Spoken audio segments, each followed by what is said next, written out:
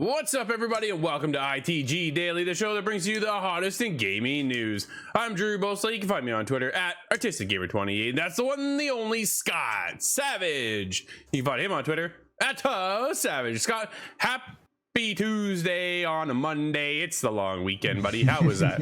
How was your weekend, man? Oh, not so bad at all. I like playing a lot of games, and there was a lot of time to play games. Actually, I just cracked into Skate 3 all over again. Why? You got a bug? You just got that bug? I'm waiting for Skate 4. That's what it is. That's you guys scratch that. I've been waiting a long time. That's you and everybody else. Yeah.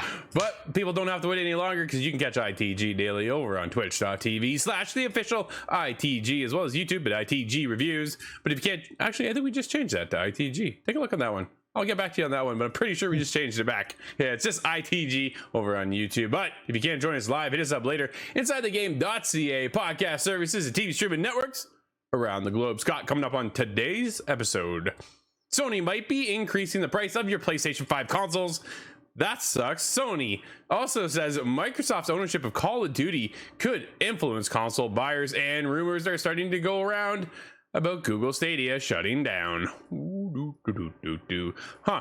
Didn't see that one coming, eh, Scott? No, not for the past year or so. Yeah, dude, let's get into it. This comes from Michael Hardens over at PSU Lifestyle. Sony won't comment on a possible PS5 price increase. Sony Interactive Entertainment is not commenting on the prospect of increasing the PS5 price due to economic pressure. The format holder increased the price in Japan of a number of consumer electronic devices like Blu-ray players, cameras, home theater systems, headphones, and speakers. These price hikes are reportedly a reaction to the ongoing semiconductor shortage and other factors that have seen increases in the price of raw materials and manufacturing.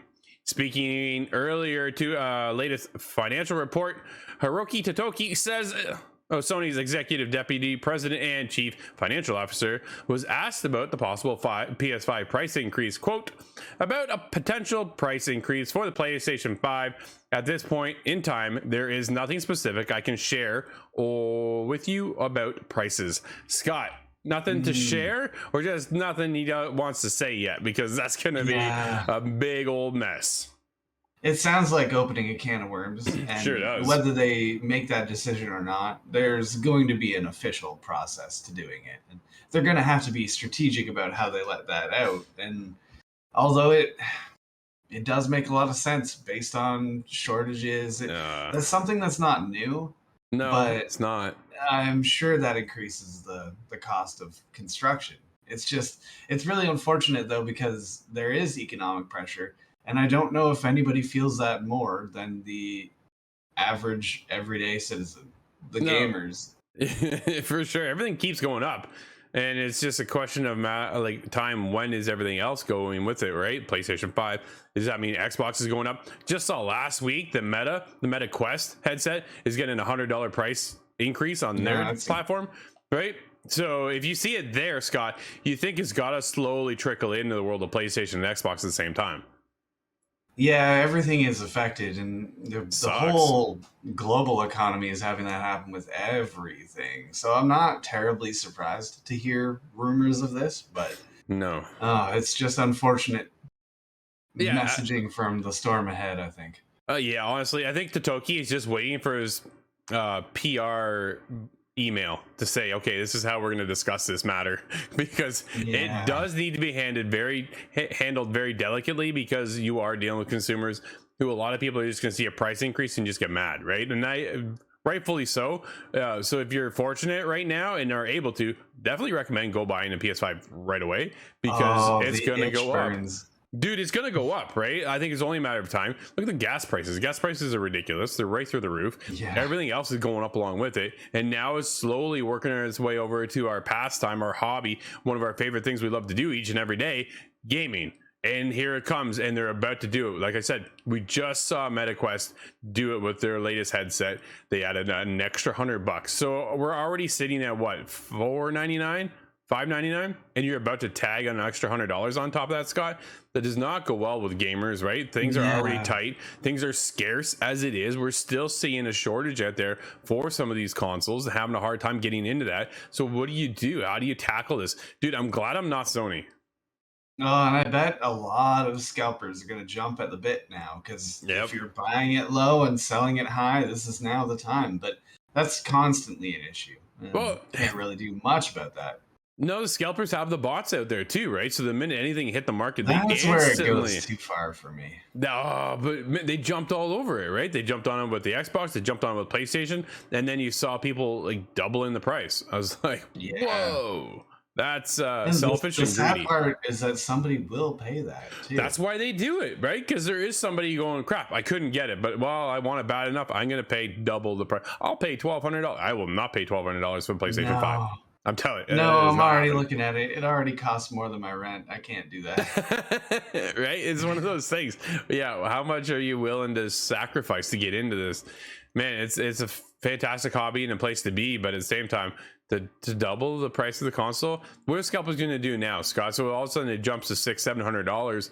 They're going to start charging $2,000, because the minute that does happen, right, it's gonna, dude, they'll scoop all those up too and do the exact same thing. Oh, you can't find one still? Great, here, more money. I was like, whoa, not cool, dude. That's not cool. I think it would be it's probably a dangerous time to be a scalper. You know, imagine trying to show up and collecting that deal. Ooh, that'd be intense.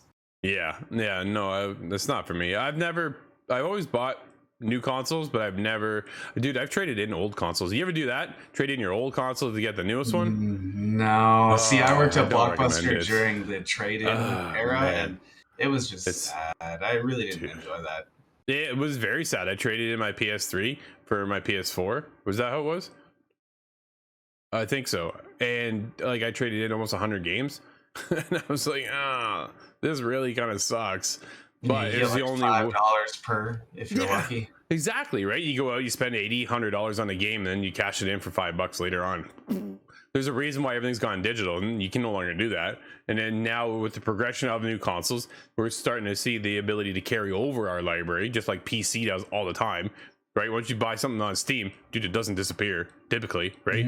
So you're starting to see that now with the console generations getting more and more advanced, and finally going, okay, we just want everybody to play everything that they purchased. Thank you. Thank you. Remember when everybody except for Nintendo, I have to point out that Nintendo has an awful track record at that. They'll make you buy the same game 3 times over, and in most cases you'll do it gladly.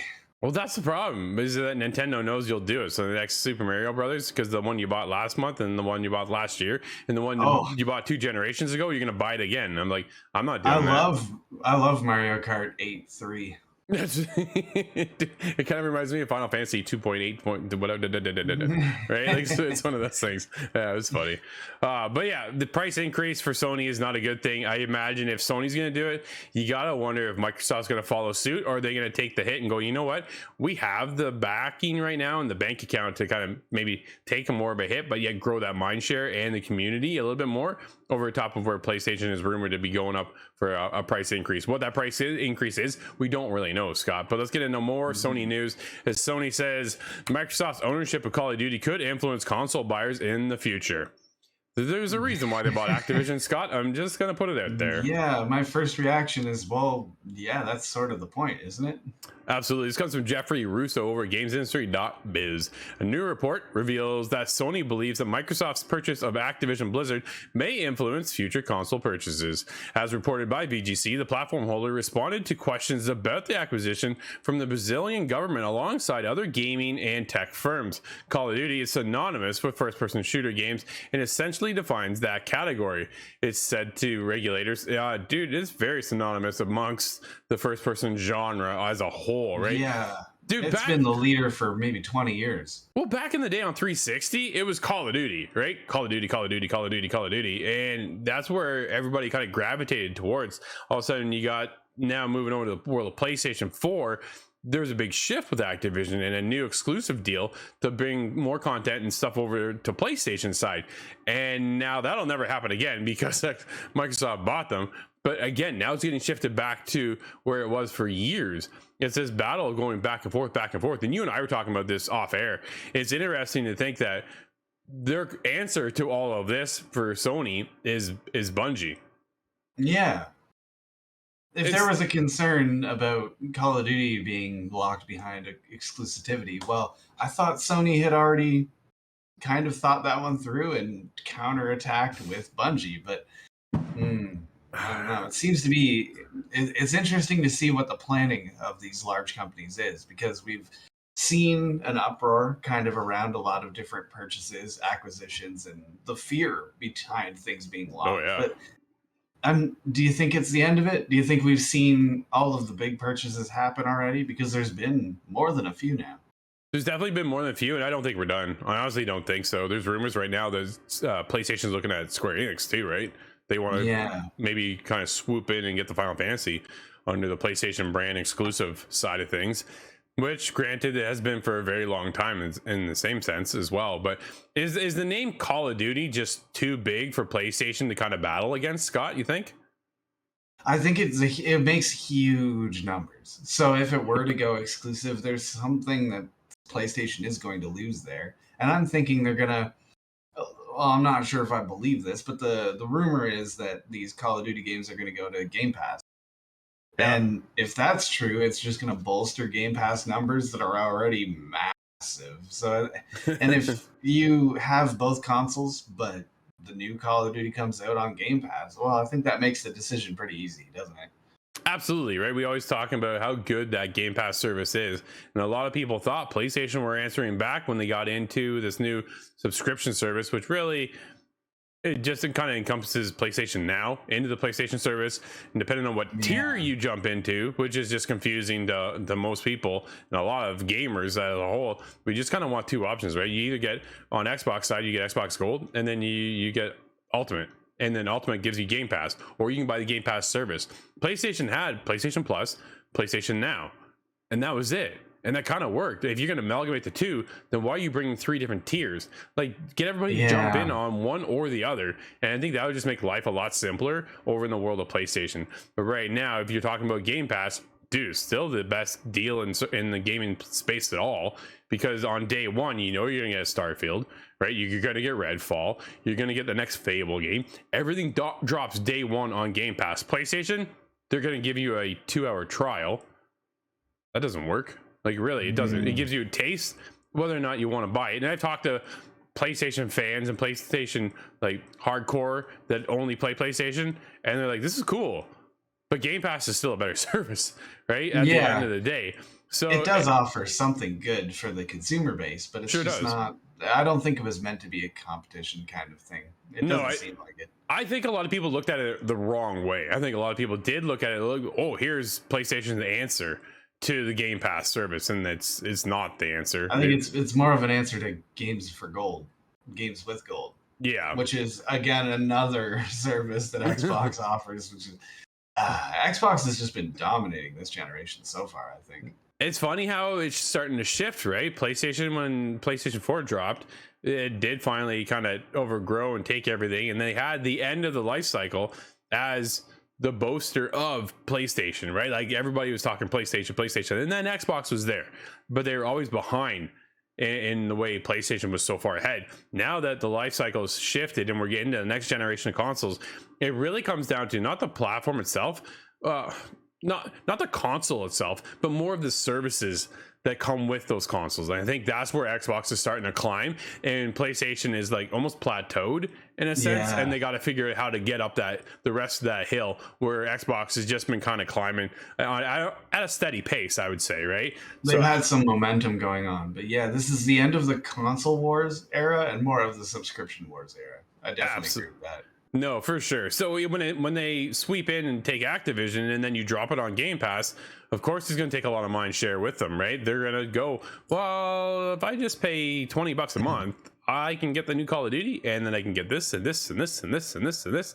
Like, it just makes a lot more sense.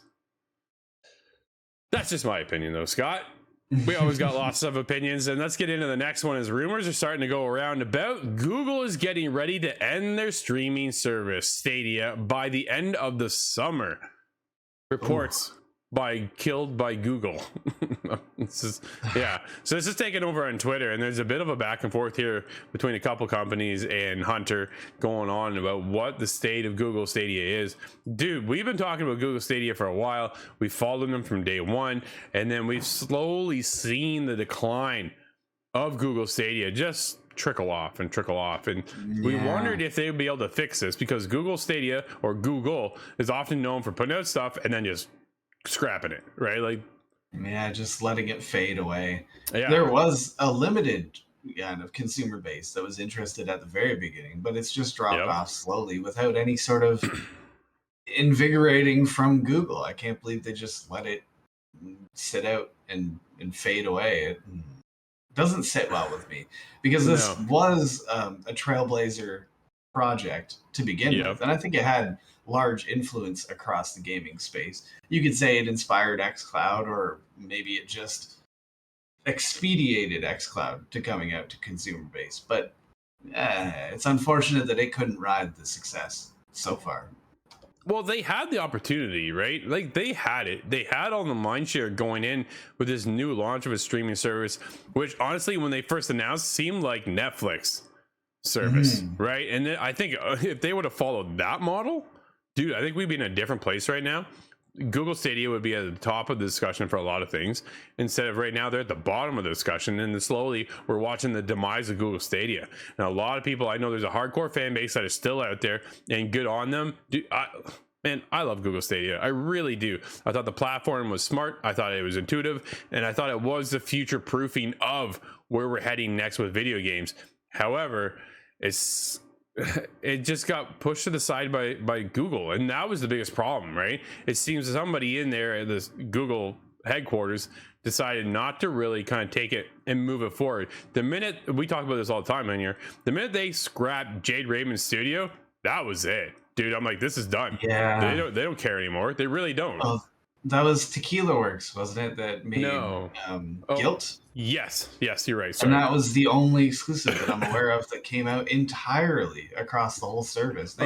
If they wanted to enter the subscription wars, as we just mentioned, this was not the way to do it. No, I'm now looking up Google Stadia exclusives.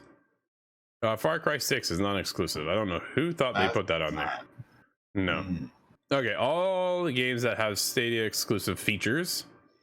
Nope, I'm just looking for a couple of exclusives. Holy moly. Let's take a look here. I'm looking, Scott. Google They're going to say that these games have countries. cloud save. Okay, well.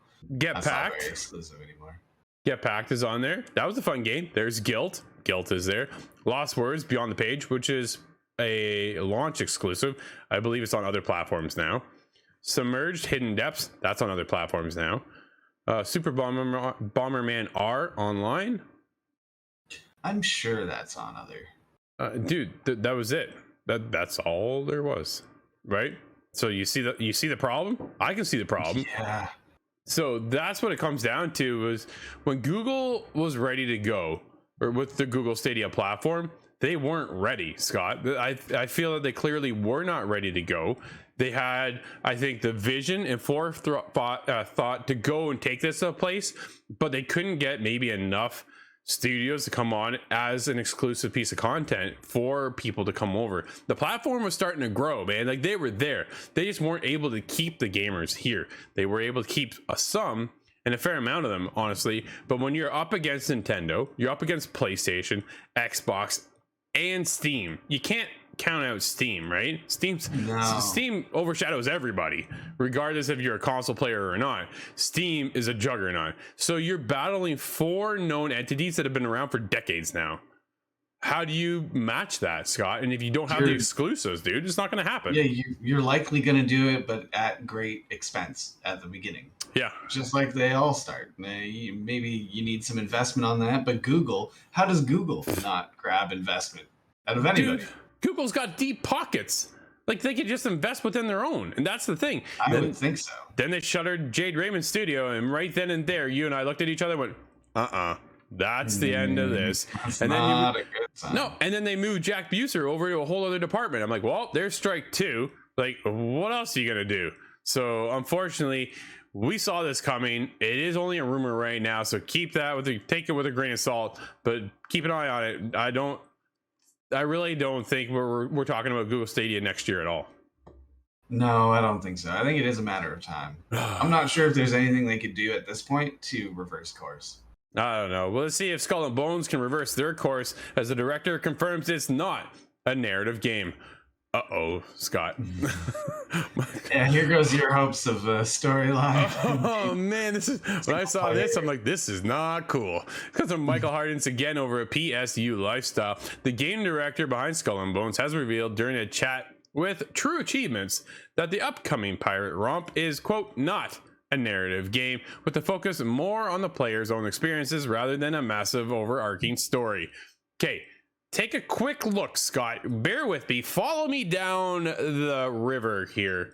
Because when you launched at a time of Sea of Thieves, when there was no story at all, what have they just recently brought to the game in the past year and a half, 2 years? Story content. Oh, incredible amount of content. Ugh, Scott, what are they doing over here at Ubisoft not to have some kind of narrative thread and just want you to go out and do your own? If that's what we wanted to do, dude, we've done it. It's called Sea of Thieves, and a lot of people have done it, right? And so this every time can they bring Pirates of the Caribbean in to save the day, or is there an exclusivity there? I bet it's exclusive. I hear Johnny Depp will accept a much lower contract now. Oh man, Skull and Bones is which not is just unfortunate. It absolutely is. It's not a narrative-driven game. We have narrative pieces in the game. You'll meet important NPCs called kingpins, which have their own stories that you'll learn as you develop a rapport. Yeah, so they have tidbits. Slightly more than what Fallout 76 had at launch. Yes, even they brought back in NPCs, right? Like there's a lot to kind of go, oh man, I'm Scott, how worried are you for Skull and Bones? I'm worried about Ubisoft as a whole. As a whole, right now. Skull and Bones might just be one more hole in the hull. No, I can't go there. Bad jokes are coming up. Good call. Elsewhere, Ryan Bernard touched on the gameplay, saying that while Skull and Bones is, quote, mainly a naval game, end quote, the game offers, quote, many different outposts to discover as a player, end quote, such as encampments and hidden treasures. So there will be some land-based shenanigans as well in our adventures on November 8th when it comes to PlayStation 4, PS5, Xbox One, Xbox Series X and S. So man, I'm real nervous, Scott, when it comes to Skull and Bones, because they've been working on it for so long. Why isn't there some kind of main story progression through this, and then at the end of it allows us to kind of just go out at our own will, our own free will, and sail the seas to discover this, discover that? I'm thinking about it in terms of an MMO, and I'm familiar with Elite Dangerous. And Elite Dangerous is completely open. You know, you kind of make your own storyline, you make your own character, and that's just how you have fun in the game. But there is an overarching main universal storyline that's going on. There's factions at war with each other. There's things that a good framework for you to put yourself in and then make your own stories. And I haven't seen any evidence of this yet. I'm sure there'll be different pirate lords, but is that enough to direct PvP in a way that keeps players' attention? Especially when 24 hours later, God of War Ragnarok comes out. It's not looking good. Oh, man. No, I think Skull and Bones is right at a sinking ship right now on the launch date. It's, it's unfortunate. The idea, though, of kingpins is cool to me, but if you have to go find them and, like, man, so many games right now are here, make your own fun. And I get it to an extent, but at the same time, you got to have some kind of push and narrative to drive the players, the gamers forward in some sort of direction that will eventually set us out on a path, right? Give us the fundamentals, hopefully introduce us to the world, what's going on in it, give us a little bit of lore, and then open it up. So I'm hoping that there's enough little tidbits kind of floating around the sea that is going to kind of pull me in, because dude, I'm really hungry to play this game. We've been talking about it for so long, and I'm hoping for the best, but at the same time, the more and more we hear about it leading up to release date, the more and more nervous I am. Scott, just like that, my friend, It's been another show. This has been ITG Daily, the show that brings you the hottest in gaming news. You can always join us live at 11 a.m. Eastern over on twitch.tv/theofficialitg, as well as YouTube at ITG. But if you can't join us live, hit us up later inside thegame.ca, podcast services, TV streaming networks around the globe. I'm Drew, that's Scott. Until tomorrow, we'll see you inside the game.